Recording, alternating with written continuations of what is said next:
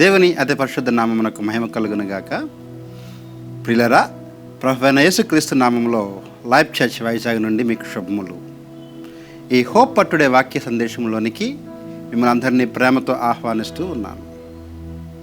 మన దైనందిన జీవితాలలో మనం చేసే ప్రతి ఆలోచన, అదేవిధంగా మనం వెళ్తున్న ప్రతి పని కూడా విజయవంతం కావాలి అని మనం ఆలోచిస్తూ ఉంటాం.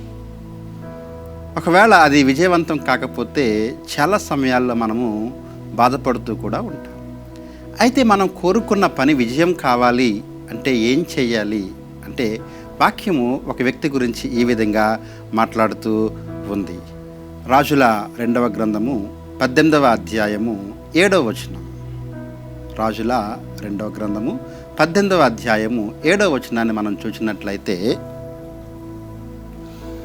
కావున యెహోవా అతనికి తోడుగా ఉండెను, తాను వెళ్ళిన చోటనెల్లా అతడు జయము పొందెను. ఈ మాట మరొకసారి చదువుతున్నాను.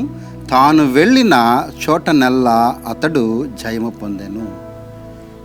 ఈ వాక్యము రాజైన హిజ్కియా గురించి రాయబడుతూ ఉంది. రాజైన హిజ్కియా గురించి రాయబడుతూ, అతడు ఎక్కడికి వెళ్ళినా కానీ జయం పొందుకున్నాడు. అదే కదా మనం కోరుకునే విషయం. మనం ఏమి చేయ తలపెట్టినా కానీ మనకు జయము కావాలి. అయితే దీనికంటే ముందు వచనంలో 6వ వచనంలో ఒక చక్కని మాట ఉంటుంది.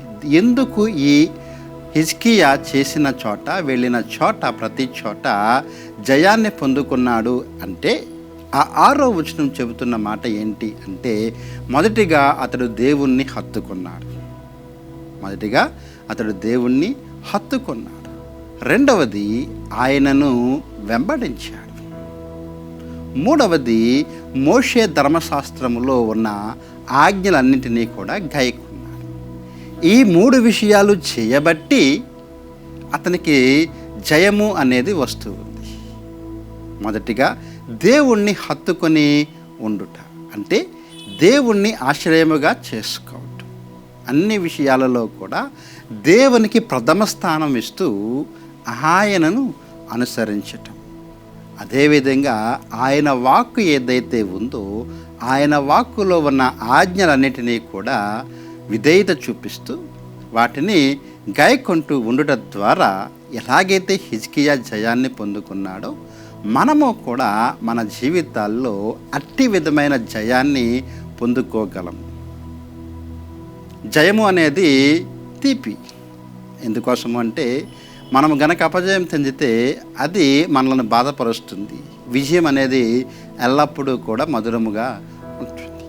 కాబట్టి మనము ఆకాంక్షించే అన్ని విషయాలలో జయము అనేది మనం కోరుకుంటూ ఉంటాం. కాబట్టి ఈ జయాన్ని పొందుకోవాలి అంటే మనమేమి చేయాలి అంటే, దేవుణ్ణి అనుసరించాలి, ఆయన్ని హత్తుకోవాలి, ఆయన వాక్యాన్ని గైకొనాలి. అప్పుడే మనము ఈ యొక్క జయానం అనేది పొందుకుంటాం. కాబట్టి ప్రియులారా, మీరు జయాన్ని కోరినట్లయితే ఇదిగో వాక్యం సెలవిస్తూ ఉంది. ఈ యొక్క 3 పనులు మనం చేయాలి. ఆయన్ని హత్తుకోవాలి, ఆయనను వెంబడించాలి, అలాగే ఆయన ఆజ్ఞలు గైకొనాలి. అప్పుడే మనము తప్పక విజయాన్ని పొందుకుంటాం. దేవుడు అట్టి కృప మీకు దయచేయునుగాక. ప్రార్థిద్దాం. ప్రేమగల ప్రభువా, కృపగల తండ్రి, నాయన, మా ప్రియులను మీ చేతులకు అప్పగిస్తున్నాను.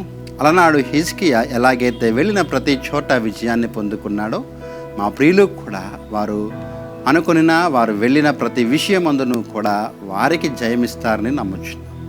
ప్రభువా, మిమ్మల్ని హత్తుకొని, మిమ్మల్ని వెంబడించి, అలాగే నాయన నీ యొక్క ఆజ్ఞలన్నీ గైకొనే కృప వారికి దయచేసి, తద్వారా మీరు వారికి తోడుగా ఉండి విజయాన్ని అనుగ్రహిస్తారని నమ్ముచు వారిని మీ చేతులకు అప్పగించుకుంటూ యేసు నామంలో ఈ ప్రార్థన అడిగి వేడుకుంటున్నాము తండ్రి. ఆమేన్. మిత్రులారా, దేవుడు మిమ్మల్ని దీవించునుగాక, మీకు జయమిచ్చునుగాక. ఆమేన్.